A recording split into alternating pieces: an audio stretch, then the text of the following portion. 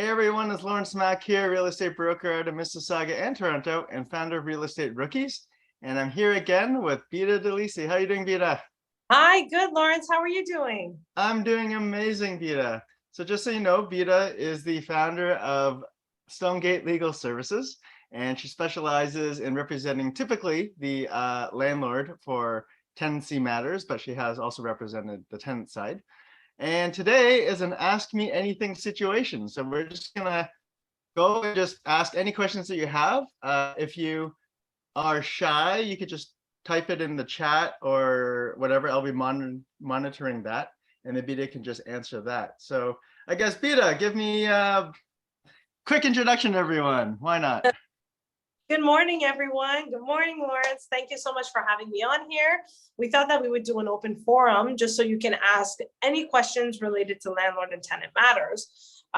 That way we can have a discussion going. My name is Bita Di Lisi. For those of you who don't know me, my background lies in real estate, and that is how I relate to my realtors. My legal firm actually provides support to agents and brokerages throughout the province of Ontario. So we are here to support you in your business when you're dealing with landlords and tenants.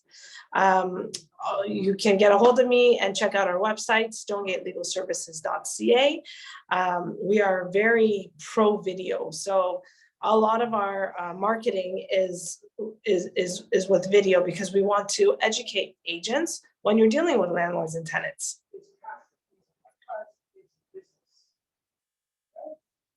I'm muted. Okay. Right before we started, you were mentioning that there's a recent order of $35,000 for a bad faith eviction. So I thought that was a very interesting way to start. So basically, you can't just evict people illegally. You have to legally evict them. So what happens if you illegally evict a tenant? So let's talk about that. Firstly, let's talk about reasons for eviction. Okay, so a landlord cannot evict a tenant because they're experiencing problems with that tenant. The rent is below market value, or the tenant has blocked you from WeChat or WhatsApp or Facebook Messenger, or they're not responding to you, or they're being disrespectful. A tenancy can only be terminated in one of three ways. Number one, if the tenant decides to leave and gives notice, that's by way of an N9 form. Number two is by mutual agreement, the agreement to end the tenancy by way of an N11. And number three, by way of a court or a board order. Okay, so this particular realtor, who was a landlord himself, owned a property north of the city, and the rent was pretty high. It was about $2,700, and he had the tenants in there, great tenants. They always paid on time, they maintained the property, they communicated, they were ideal tenants. And I'll tell you, 99.9% of my business is landlord based. I do have that 0.1% that I do defend, tenants that are legitimately good tenants and are being pushed around by bully or slumlords. And this particular realtor, who's the landlord, served notice to these tenants stating that he's going to be moving into the property. Now, being good tenants, they did not want to interfere with the landlord. They did not want to hold up his plans. They found another property and they moved. Shortly thereafter, when I say shortly, I mean the day after, the landlord put up the property on the MLS for $1,500 more for rent. Wow.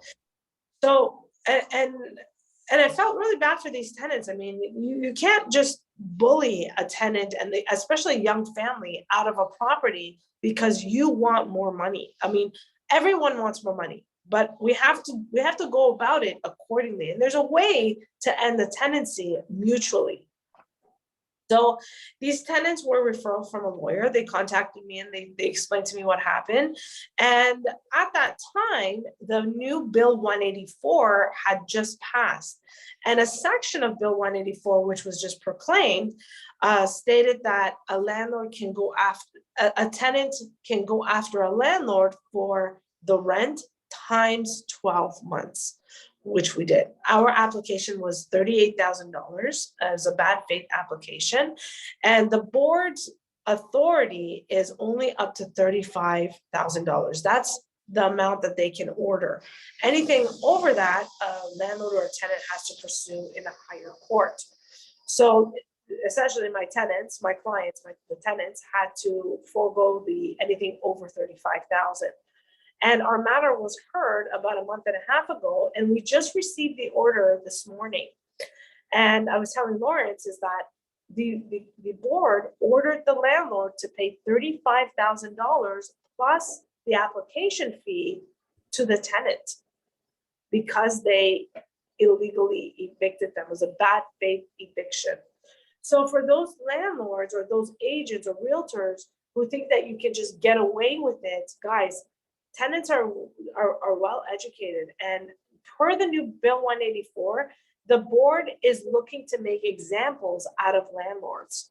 So I mentioned to you, my business is 99.9% landlord based, and this is why I need to educate landlords and agents, because I know what happens or what could happen being on the other side.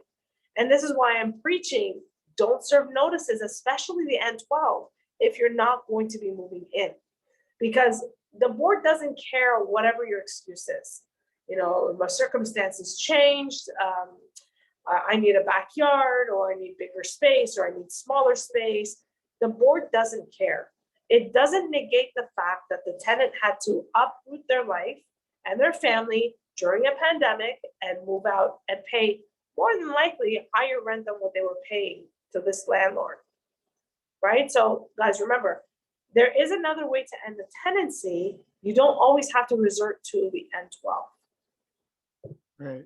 Wow. So that's like $35,000 just because I guess the landlord, well, I guess they might have been trying to skirt the rules, or not that they didn't know the rules, but they were trying to get around it, and that's a penalty. But that's only, I guess, in this case, because the tenant proactively tried to get the money, right? So otherwise, if they just leave it, then not like anybody's monitoring it. Is that correct? That's right. Now the tenant has to enforce that order. So what that means is that if that landlord has any other properties, or I mean, still has this property, what we would do is we would essentially register a lien on that property for $35,000 plus interest. So whenever the landlord comes to sell that property, that tenant is owed $35,000 plus interest. Wow, it's a lot. So just make sure you know the rules. I have another question here. So if you guys do want to show up, you can just raise your hand. Otherwise, I'm just going to read it from the chat. First question was, what if it was a commercial tenant? Like, can the contract just force them out, or is that any type of matters that like is your area of specialization? So commercial is outside of my area of expertise, okay, but it's a totally different beast, because what you agree on in your commercial lease is what goes. That's right. It. There are no rules or laws or anything of that effect. Okay, yeah. So just to reiterate, it's what we're talking about from the residential point of view is the Residential Tenancy Act, which has a whole bunch of rules about what you can do. But when we're talking commercial, it's like whatever you have in the contract. So we lock you out in the first of the month or whatever it is, you know, you owe me this, a security deposit, this or that. But for the residential side, the government's just trying to protect a lot of the tenants. And so they have a lot of rules about what you can and can't do. That's right. That's right. It's what's in your lease? What's in your lease? Yeah. So hopefully I answered your questions. Another question, how long does a landlord have for the family member? Like, how long do they need to live in the unit in order to evict? So if they say, hey, my son needs to live in it, and then the son lives in it for one day, and then I re-rent it or like sell it. What do you say? 1 year. 1 year. 1 year is like. Yeah, 1 year. It says so in the N12. It says so. We're on the first page, middle of the first page, where you're clicking the box of who's going to be moving in. It says this person has to live in the property for a minimum of 1 year. It's in there. Not 5 months, not 6 months, not 9 months, not 11 months, 1 year. Not 1 year less a day, 1 year. And then again, what happens if that is not the case? If that's not the case, you better do one of these and hope that that tenant doesn't file a bad faith application against you. Like I said, with the new Bill 184, with certain sections of that bill being proclaimed, the board needs to make examples out of certain landlords, right? There's not enough law out there, right? So this is just the beginning. So those landlords who are serving N12 notices just to get the tenant out so they can either re-rent or list the property for sale, you're opening yourself up to liability, especially if you hold your real estate license, because now there's an imbalance of power. Guys, better. I'm actually holding, I've teamed up with the Toronto Real Estate Board, and we're going to be holding seminars. The first one starting July the 28th. I'll send the copy of the link to Lawrence. Up until the end of the year, every month, we're working with TREP to put together courses to educate agents. Because again, there's an imbalance of power and you guys hold a license, so you should know better. Remember, the ignorance of the law is not an excuse, right? I didn't know. Well, I just didn't know. I mean, if you do something wrong and you go in front of RICO, Lawrence, you tell me, if you say, I didn't know in front of RICO, I didn't know that I can't release the lockbox and not accompany my clients to see the house. What happens? Well, fortunately, I haven't been in front of RICO yet, so I can't tell you what the answer is. But you know, I mean, you should know not to send your clients to a property without the buyer agent being there. So I'm going to quickly share out the screen. This is the N12, everybody. And so I think it's here. Is that what you're talking about? You got it, Lawrence. Read that. Right. Reason. The following person intends to move into the rental unit and occupy it for at least 1 year. So what does you mean by at least 1 year? Can it be less than 1 year? Well, I'll tell you, I'm defending a landlord on 10 months. 10 months. Yeah, 10 months. So we know that 10 months is not enough. Makes sense. But what about 11 months? So anyway, it says 1 year, okay? People just read this thing and also don't serve the notice. Can you please tell us what happens if we serve the notice? And it's not us. Agents, please don't get involved with serving legal documents for many reasons. Number one, you're not licensed to do so, okay? And then when I say you're not licensed, I mean you're not licensed by the Law Society of Ontario to do so. Number two, your errors and omissions insurance will not cover you. That means if there is a bad faith application that you're listed on, which I have on my desk, there's there's a few top producing well-known agents that are listed on these applications. And since their errors and omissions insurance does not cover them, any fine ordered by the board, guess what, is coming out of your pocket. Number three, you're not only opening yourself up to liability, you're opening up your brokerage to liability. Okay. And number four, you don't know what the requirements or consequences are to these notices. So I always tell my agents, guys, stay away from these notices. Stick to what is going to make you money, buying and selling a property for your client. That's what's going to make you money, right? Closing properties, selling properties, not getting entangled with dealing with the tenants. All right. So let's I guess I'll go for, if there's no other questions, I'll just go for some of the more generic ones. So the first one is, my 12 months is coming up. So do I have to move out, or, landlords tell me my 12 months is up? What's going on? All right. This is my options. Great question. Great question. So just because the lease is coming to an end doesn't mean the tenancy is ending. Doesn't mean that the landlord has the right to end the tenancy. And many times I get calls, actually I did a video for this just this morning, that just because the lease is coming to an end, a landlord can end the tenancy. And it's not true. Tenants have security of tenure. And what that means is that they are entitled to continue their tenancy after the lease comes to an end on a month-to-month moving forward. Remember, 3 ways to end the tenancy.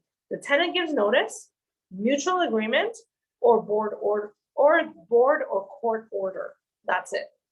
If you want to end the tenancy, it's either mutual agreement or the tenant gives notice. That's it. So it just automatically goes to month 13. The way I explain to most of my clients, just after month 12, it automatically just goes month to month, month 13, month 14, until something happens. So don't worry about the fact that because I pretty much get that every time whenever the lease runs up from every single one of my clients. Like, my 12 months is up. Like, what do I do? Like, where do I move to? And I'm like, you don't have to move. You just sit there. You just pay your rent like you normally would, and Yeah. that's it. And this is important, okay? I'm sure you get this question as well, Lawrence, is what happens to the last month's rent? Is that applied to month 12? Yeah, what happens to the last month's rent? That's a good question. The last month's rent is only applied to the last month's rent. So month 12, if the tenant is going to continue, they owe you the rent for month 12. Mhm. And Yeah. and month 13 and month 14. Month 13. If you used your last month's rent, then you're out of luck. Yeah. That's deposit, which is not a smart business decision. So don't do that. Well, on the basis of that, let's talk about prepayment of rent, because that's always a good one that has happened a lot. So on the legal speaking, the landlord cannot ask you to prepay. So most of the time you'll need the first and last month's rent.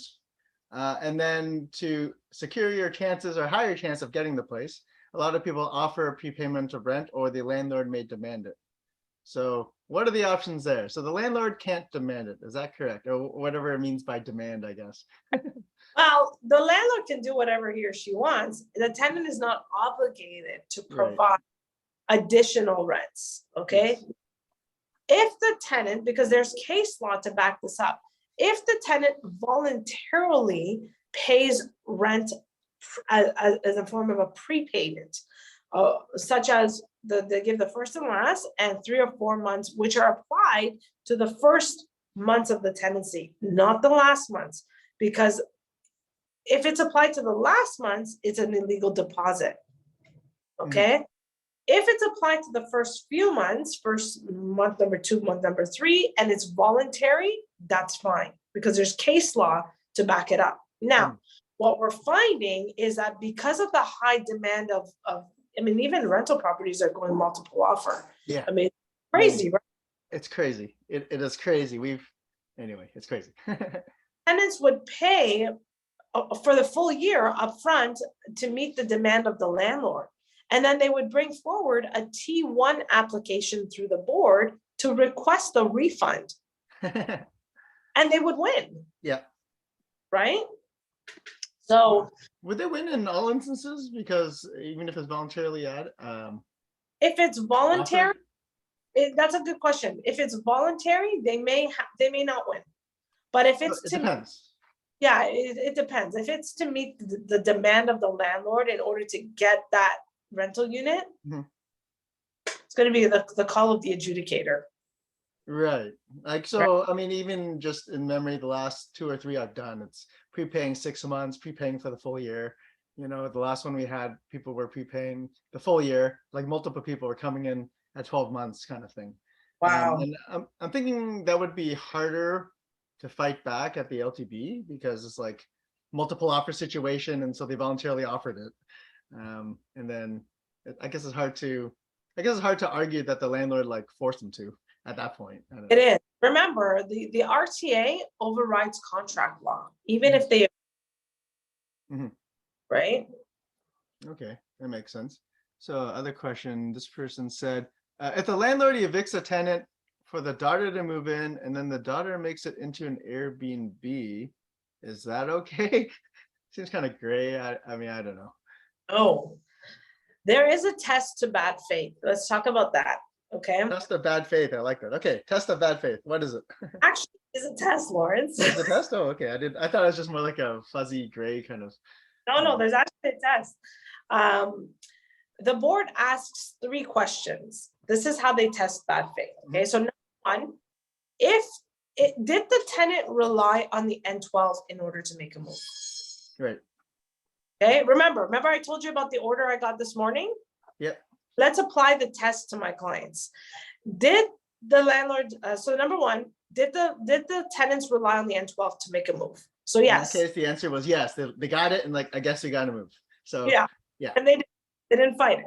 Yeah. Number, is there an advertisement of the rental unit? Makes Right? sense.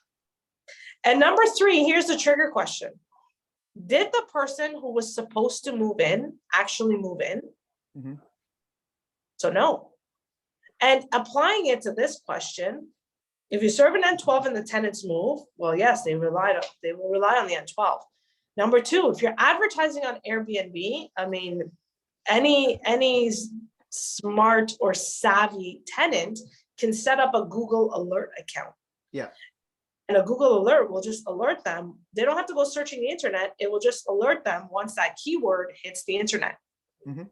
Find the Airbnb ad. And number three, if you're saying your daughter is going to move into it and doesn't move in, you're opening yourself up to thousands, 35,000, which is the maximum amount that the board can order. So you have to make that determination as to whether that risk is worth it. So in this case, I mean, like hypothetically, I own the place, I rent it to my son, he moves in, and then he decides he wants to sublet it for some reason.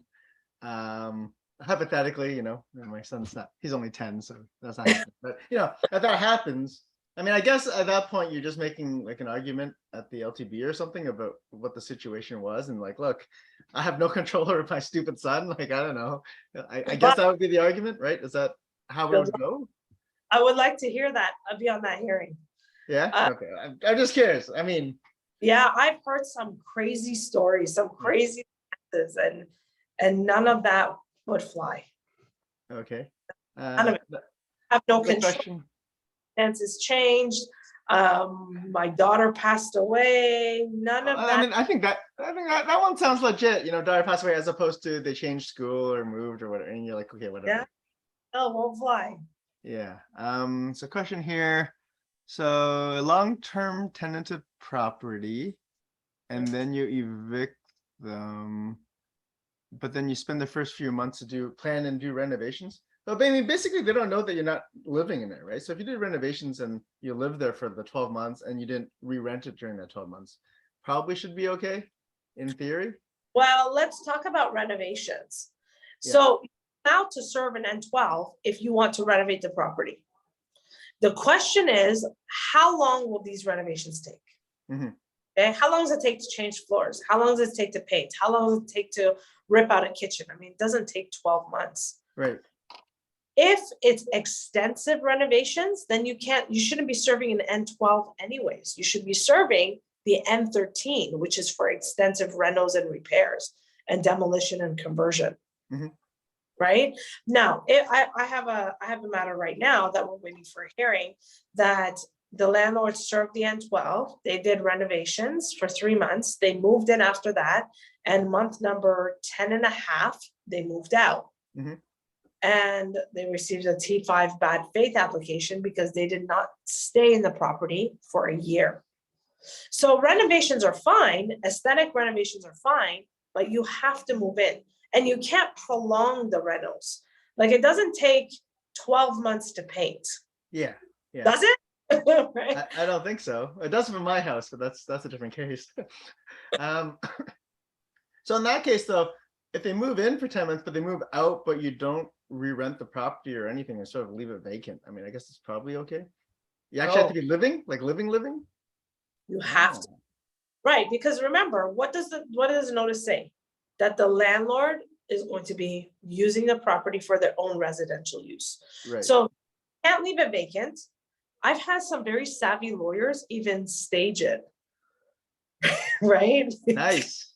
I've had other savvy lawyers stage it and have a neighbor park on the parking lot during the winter time so that you can see the tire tracks. Nice. You agents are very smart, but I'll tell you, the tenants are much smarter.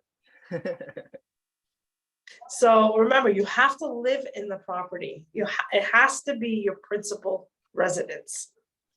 Okay, switching gears, quick question. Maximum deposit for the key deposit. Great question.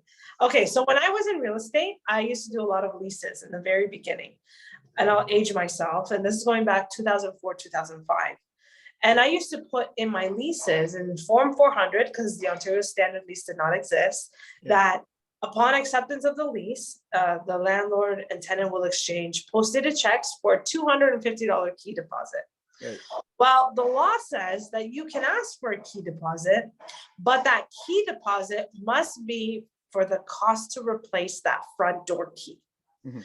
Not the garage door remote, not the fob, not the locker room key, not the locking mechanism, not the door, not the hinges. Really? Just the front door key. Just that key. And how much is a Because key, Lawrence? it's like $1 at Canadian Tire, or maybe like a little more if it's a security key that they have to order, right? Depending on the condo, like $50 maybe, like probably. Yeah. So all of these 250, 300 key deposits are not quite kosher.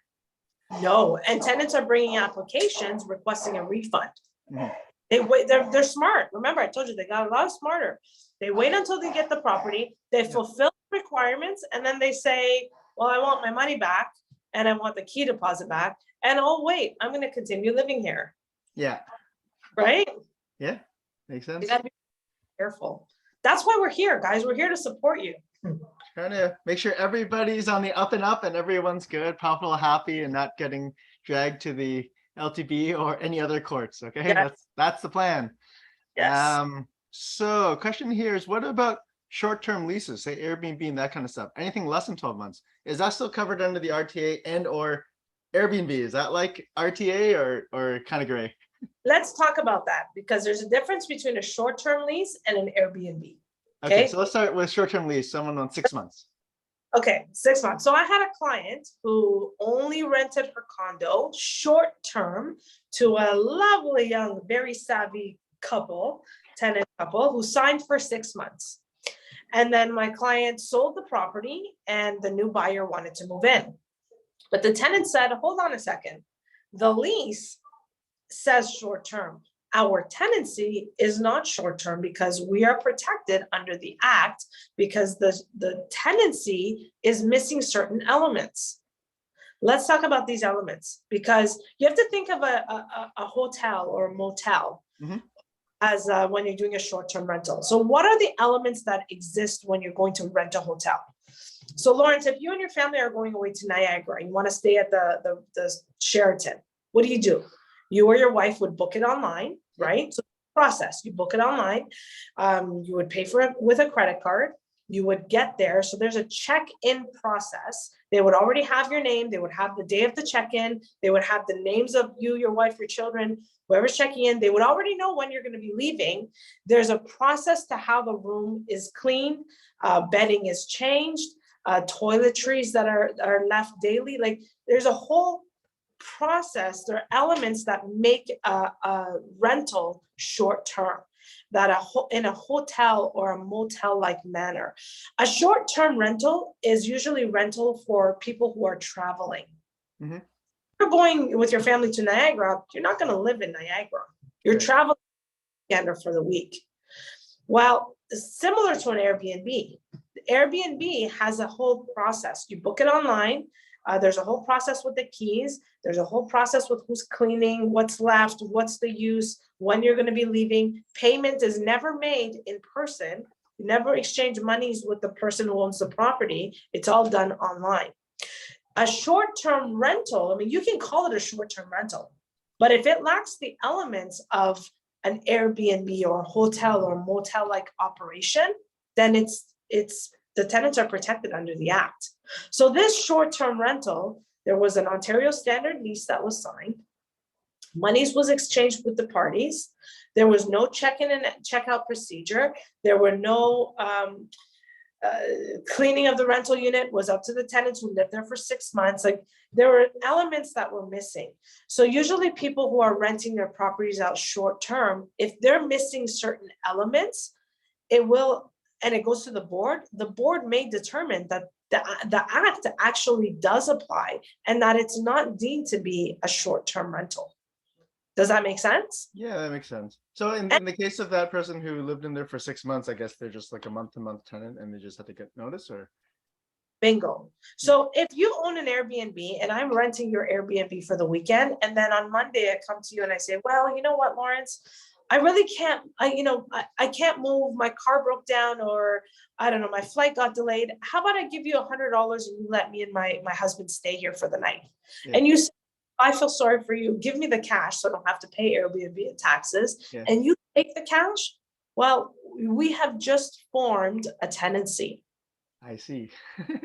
So you have to be really, really careful, guys, because there's a lot of Airbnb guests converted to tenants who were fighting to get out through the board. And they're there for about 8, 9, 10 months until we can get in front of the board. Wow, that's pretty Scary world out there. pretty interesting. So does the RTA or whatever actually cover, I guess, the specific case of Airbnb, or do they have an outline of what a tenancy means, and then the board has to make a decision based on the situation? So if it's an actual Airbnb, then it's exempt. The act Okay, is, so do but they if have I, something that says like Airbnb or something like that, or is it just considered like it a says hotel? Airbnb is the name of the company, right? Yeah. So it says short-term rentals, but remember, short-term rentals, certain elements have to be at play for it to be a short-term rental. The minute you take my money, we have formed a tenancy. Mhm. It has to be through the Airbnb platform that monies are exchanged. So what you should be saying to me is, hey, Bita, I feel sorry for you, but go and book it on Airbnb. And if it's still available on the calendar there, then you can stay. But I can't take money from you. Makes That sense. anything happens and I overstay, then you can call the police and have me removed Mhm. because now I'm trespassing. And the Trespassers Liability Act kicks in. I see. That makes sense. Let's talk about the case when the landlord tells you that he's got to renovate and then evict you.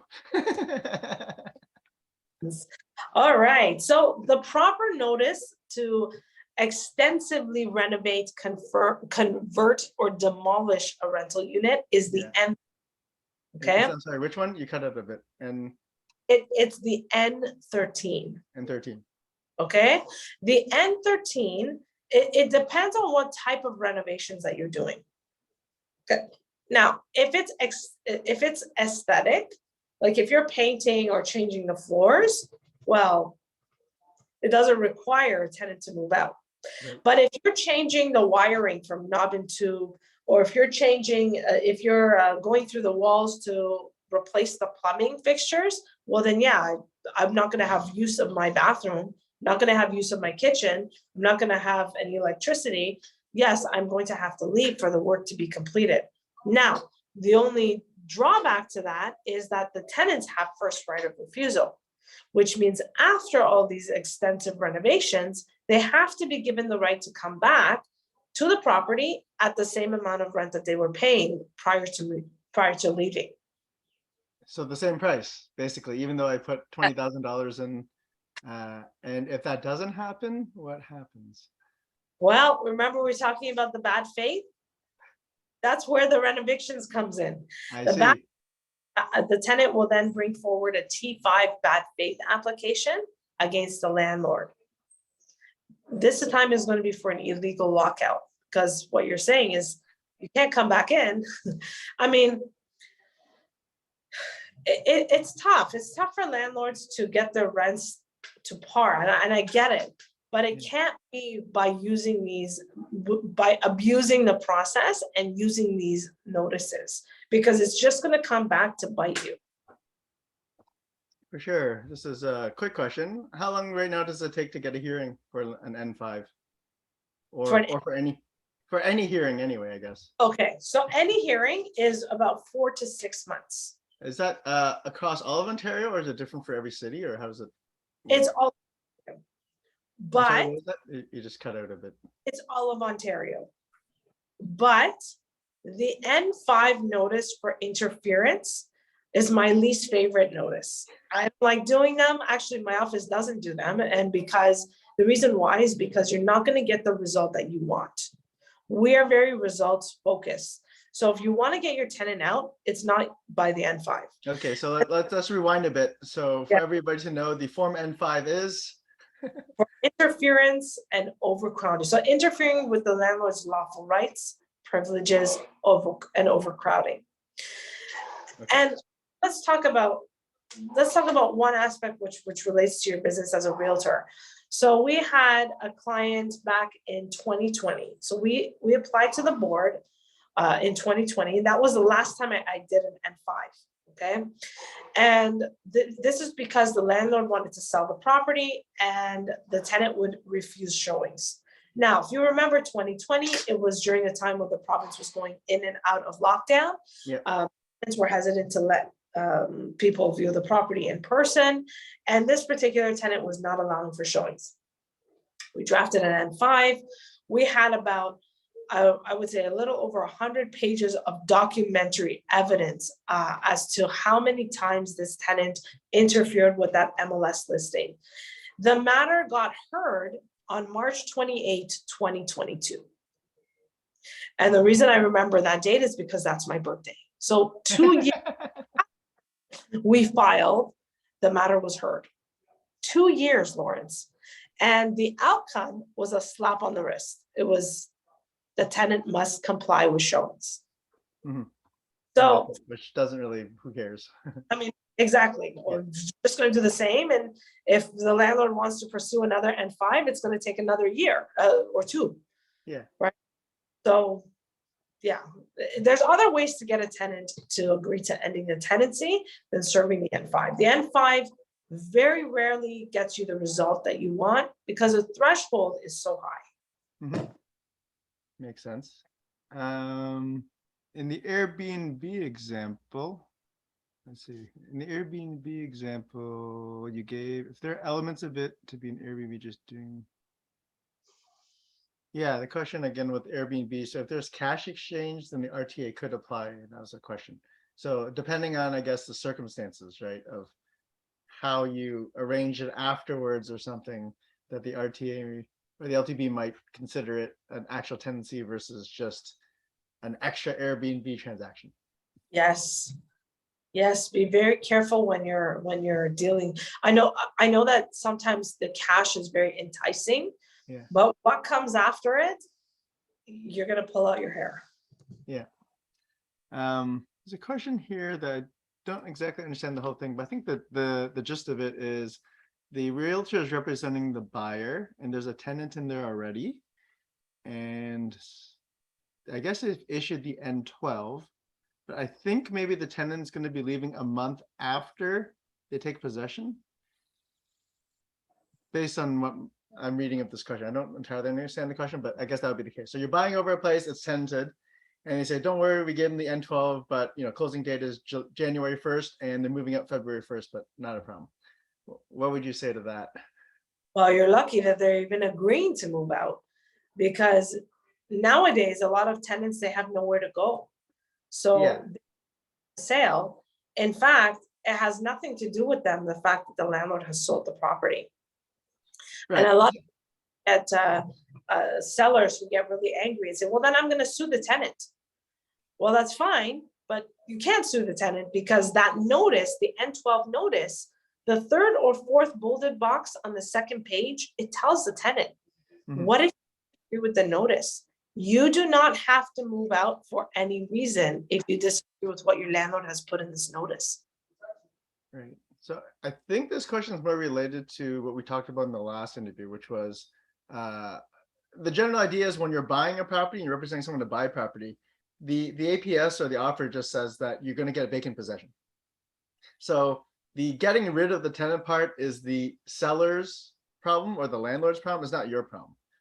However, if you take over it with the tenant and you assume the tenant, then it's your problem now. Is that correct? Correct. That's correct.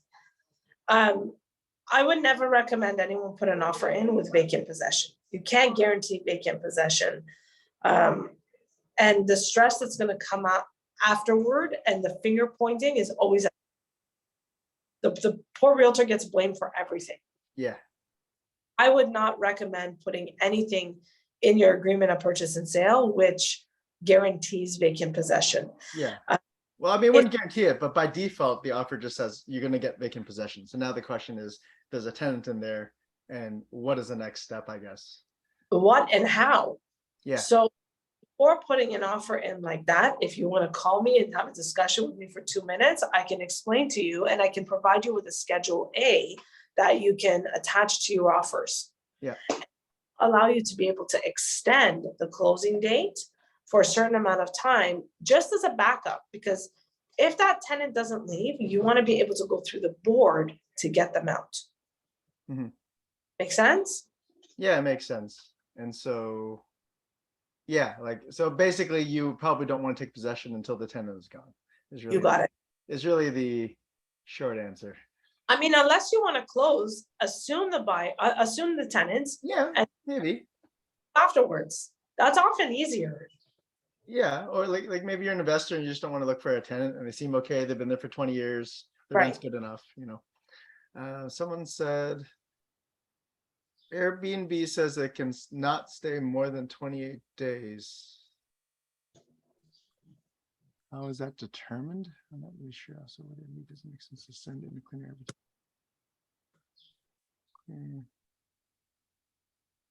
Okay, so the general question is, if let's just say they had an Airbnb for a longer stay, like a month or something like that, although they say I think the maximum is 28, but they have a really long stay of Airbnb, and you're still bringing in cleaners, I guess, every 2 weeks just to make sure, that would still be okay and not considered a tenancy, right? Like you still don't have the elements of a longer term tenancy. Well, as long as payment is through Airbnb, you have element of a short-term rental. Okay. Right. The more elements you have, it's always best. But I mean, I get it. Some guests don't want you coming into their unit, just like a hotel where you hang in the do not disturb coat hanger thing on the I do that. I do that all the time. I don't really want people looking through my stuff, and it's like I'm there for like a day or two. Like, who cares? I leave, right? You knock yourself out with whatever you want to do. So legally speaking, what happens if a tenant leases it to somebody else? So basically, sublease. So let's just say they're moving out, and so they decide to sublease. What are the options for the tenant and the landlord? Okay, so for a sublease to be an actual sublease, there must be 4 things at play. Okay. Firstly, there has to be a 1-year lease. You have to be within your lease term. Secondly, the tenant himself has to move out. Okay, the person that they're subleasing to has to move in, and then that person that's subleasing has to move out, and the original tenant has to move in, all within the 1-year lease term. Okay, because there has to be an end. There has to be an end date. Otherwise, the sublease can run indefinitely. And does the landlord need to approve that? Yes, the landlord does need to approve anyone that the tenant is subleasing to, and they cannot withhold permission to sublease. Reasonably, whatever that means. Reasonably. Reasonably, whatever reasonably means, they cannot reasonably withhold the permission to sublease. How about renting out like a room? You know, you got 2-bedroom, like rent the other one to a student because I need help with my rent. So the tenant can have a roommate. That's fine. I just would not. I just would not recommend that landlord engage with that roommate. Right. You have, if you start engaging, you now inherited another tenant. Right. So it's really, I have a contract with the person who's on lease. Whatever they do is whatever they do. And correct. They're allowed to. Yeah. Okay. Isn't it true that the seller can't give notice to the tenant if they are selling? They're giving the notice for the buyer. I think the answer is yes, but I'll ask that. So is it true that when the seller cannot give notice, in this case, it sounds like an N12, you can't give notice to the tenant if they are selling, but you can give notice on behalf of the buyer that they're moving in. Is that correct?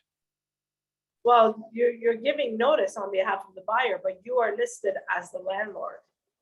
Right. So the landlord is there, but in this case, it's okay because it's not you or your son or your parent. It's someone else, but I mean, I guess how would you feel at the N12? Or, I mean, the gist of it is you could serve it, right?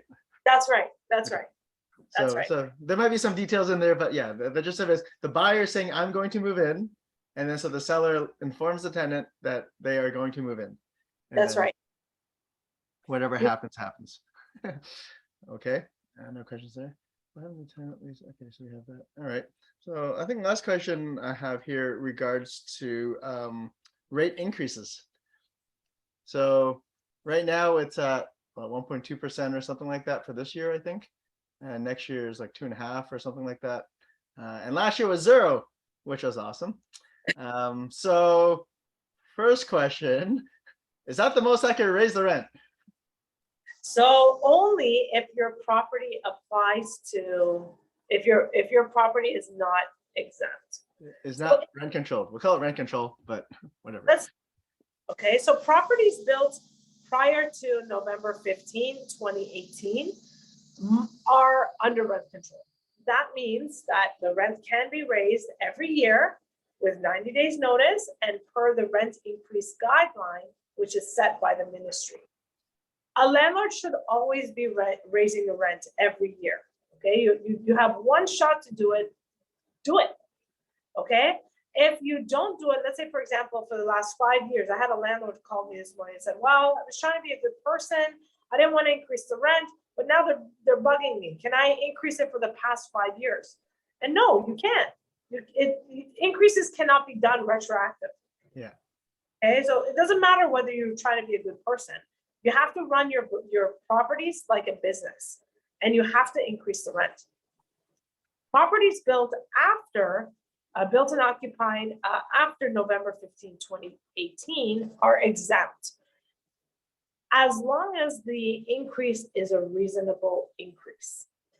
So, I mean, I always tell my landlords who want to raise the rent $2,000 more a month. If you raise it unreasonably, the tenant will not pay it. Yeah. And then the board, whether or not that's a reasonable increase. But the measure of reasonableness, is that set anywhere, or is it just a I guess it's a call that's made by the LTB or somebody? Is that how that works? So let's talk about reasonableness. Yeah, and what's reasonableness? What's reasonable? Okay, so we know that 1.2% is reasonable. Yep. And if you apply to the board for an above guideline increase, that above guideline increase is capped at 3%. Okay. So we now know that is reasonable. 3% is reasonable. Between 1.2 and 3% is reasonable. Now, so quick question about the 3%. So what happens next year when it's 2.5? Is it still a 3%, or is it like No. above whatever it is? It's 3% max. For an above guideline increase, yeah.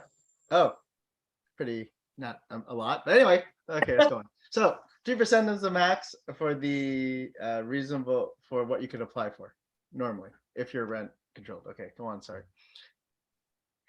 Yeah, and the reason why is that, remember, a lot of these buildings that were built in the 50s, 60s, and 70s, they have a lot of tenants who are paying way below under market value. And whether or not they're seniors or on disability or on a fixed income, they cannot afford to pay more than 3%. Mm-hmm. Right? So if a landlord drops, the landlord drops a notice and says, well, now I want you, Mr. Lawrence, who's 80 years old, who's on a fixed income, who's on pension, to now pay $1,500 instead of $1,000. I mean, you're going to be.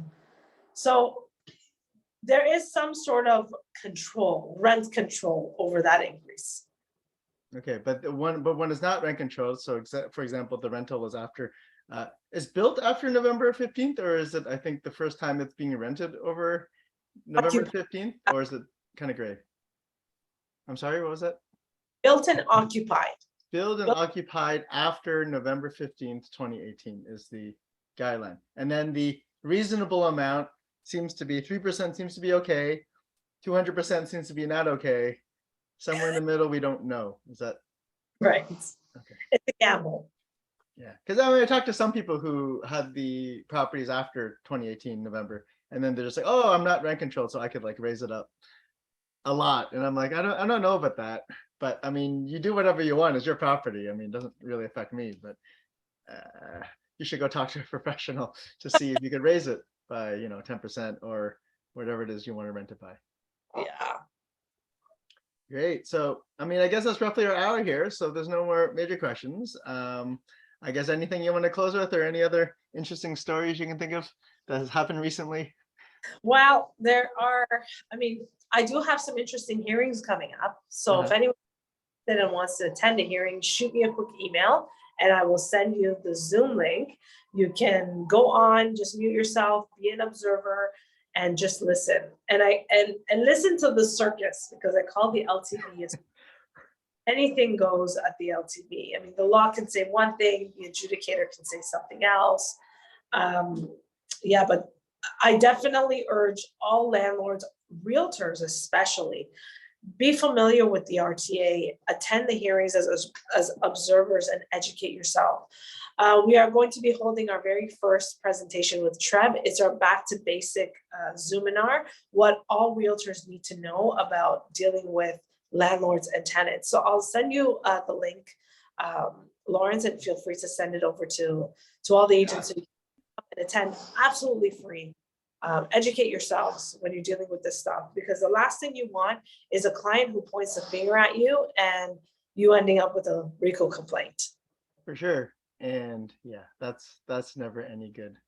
So No. I think that basically covers everything for this week. So I guess, how can people reach you, Bita, if they need help?